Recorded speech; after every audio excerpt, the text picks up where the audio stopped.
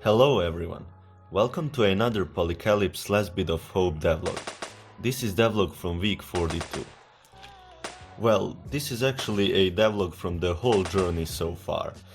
The main reason of me making this video is that people who just found out about Polycalypse can understand what it's all about since there is a lot of features. Consider it a short recap video. Let's dive in and see what Polycalypse looked like before it became Polycalypse we know today. Somewhere in June 2019, I got an idea to recreate a dismemberment system that I saw in Resident Evil 2 Remake. It looked fascinating to me, so I wondered if I'm able to create something similar to that. So I spent a whole week working on it and I finally made something that kinda works. After testing it out and playing around with it for some time, I realized how satisfying it was to shoot, slice and blow zombies in multiple pieces, and I thought, why don't I make a full game out of this concept? That's when it all started. At the time, I had no actual plan like what this game should become, but right now I have a clear vision.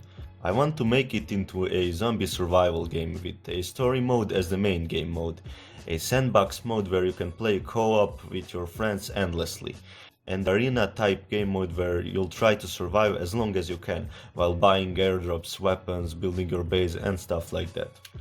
Since then, I've added a lot of stuff to be able to show it all in one video, but I'll try to go fast over the important stuff only.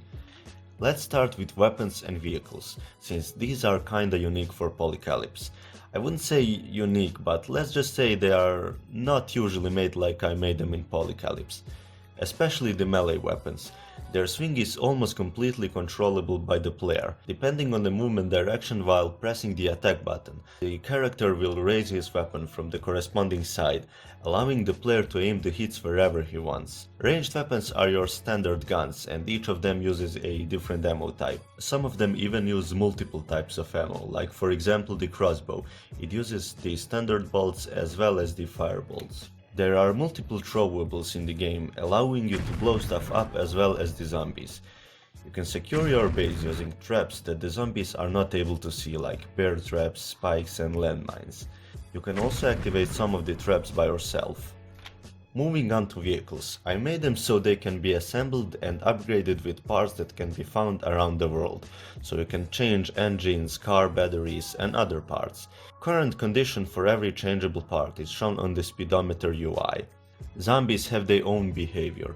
When they can't see any humans, they will listen to the sounds around them and move towards them, and because they create moaning sounds by themselves, they'll get attracted to each other and create hordes. Zombies can only be killed by headshots.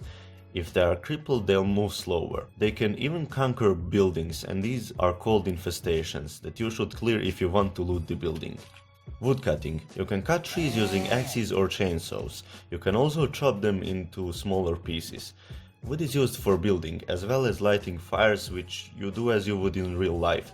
You pile up the wood and set it on fire. Fires can be used for cooking and destroying wooden structures. Let's advance to building.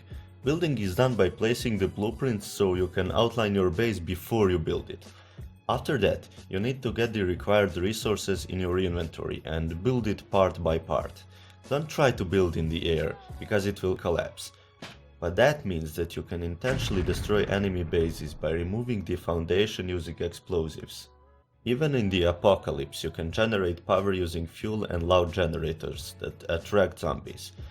You can use it for many things like lighting up your base, recharging batteries and stuff like that. There are even power distributors if you need a generator to do multiple tasks at once. But you can overload it, so be careful. After a long day of scavenging, what you would like is to store your stuff somewhere and go to sleep. You can use storage containers for that. There are crates and vehicle trunks at the moment in the game.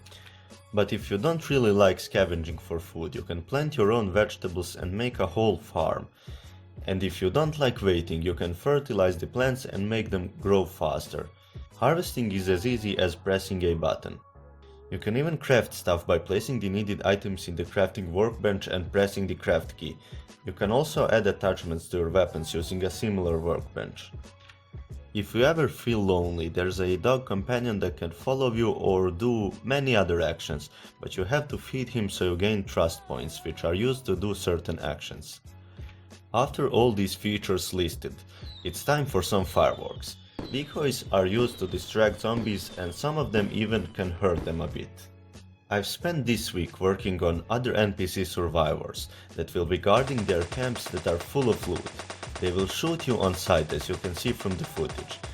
You don't necessarily have to kill these guys by headshots like zombies. You can cripple them and leave them like that, and they'll eventually turn into zombies and go after their friends.